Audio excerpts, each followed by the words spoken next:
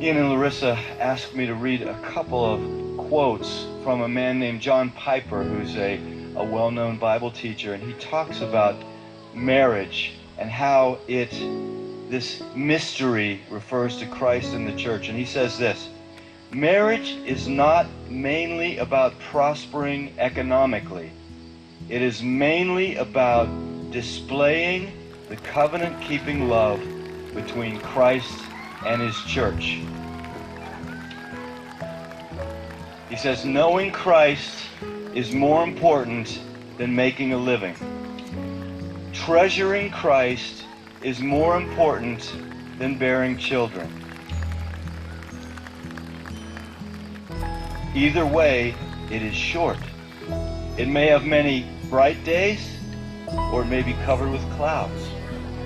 But if we set our face to make of marriage mainly what God designed it to be, no sorrows and no calamities can stand in our way.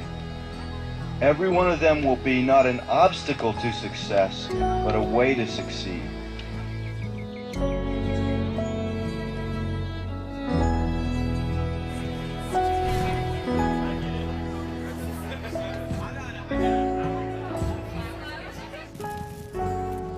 The beauty of the covenant-keeping love between Christ and his church shines brightest when nothing but Christ can sustain it.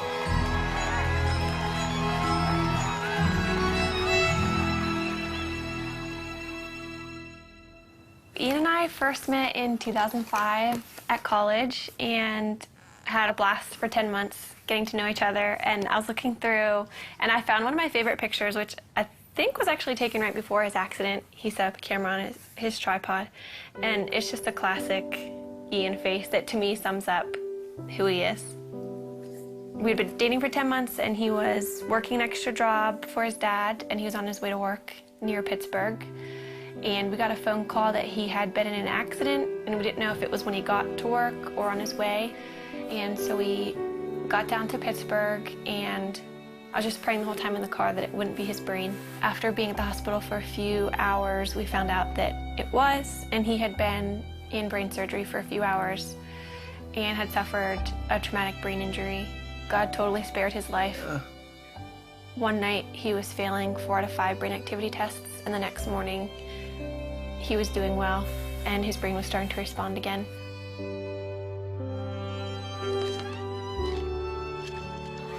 I moved in with his family after the accident, so I was really involved in his therapy and just did whatever I could to make his life fun. We'd go out on dates, and looking back, it's weird because he couldn't talk and he couldn't eat.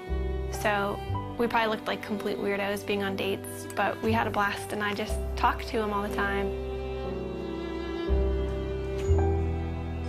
I knew that before Ian's accident, he was very serious about marriage and was ring shopping, so I knew where he was, and that helped me so much. After he couldn't talk, I knew that he loved me, and I knew where he wanted the relationship to go because we were dating very intentionally.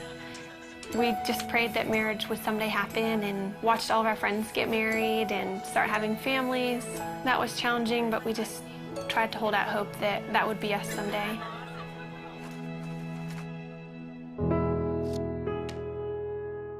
This is our board of gratefulness, and we encourage anybody who comes in to write a note of something that they're thankful for. It could be really small. Mine is just Saturday mornings, and it's just a good way that we've found to be just practicing gratefulness. And Ian, I think half of yours say my wifey, which is pretty cool.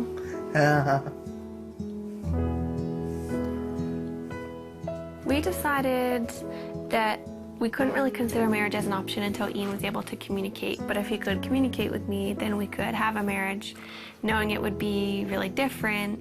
But as long as Ian could talk to me, then we could make it work. So once Ian began communicating, it became a little bit more of an option. And then we just kind of watched Ian progress. my feet. How are you? What? How are you? How was your day?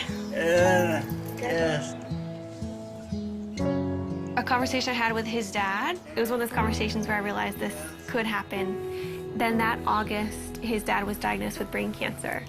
And at that point, his dad's biggest concern was Ian and I, and whether or not we were going to get married or step away from our relationship. He wanted us to make a decision to move our lives in some direction.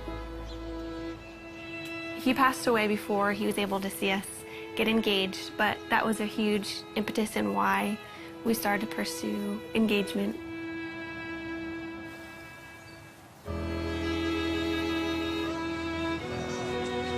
Throughout premarital counseling, we just used this momentary marriage. It was so helpful because John Piper talked a lot about primary things and secondary things, which is really important for us because when we're walking out our marriage practically, Ian can't do the secondary things like working or making a meal for me. Everything that's primary, though, he can do, which is leading me spiritually. Ian always comes back to the foundational truths of who God is and kind of reels me back in from my emotions, and that's the most important thing. We have two friends that we're going through the book with. I think we've just been able to help them see that maybe the little things that they're excited for about marriage are worth being excited about, but they're not the end all and be all of their marriage.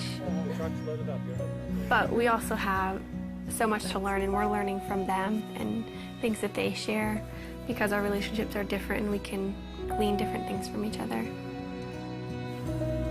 I think what helped us in deciding to make this commitment to each other, at least for me, is knowing that Ian wouldn't have left me if the roles were reversed, and that we love each other and we know that God's going to be faithful to our marriage. We're able to love each other with, I think, a more Christ-like love because of Ian's disability, and just to understand that picture a little bit better than if you were healthy. Yeah. Do you agree? Yes. What about God enables you to have a happy marriage? You know, What? he's awesome. He's awesome. Yeah.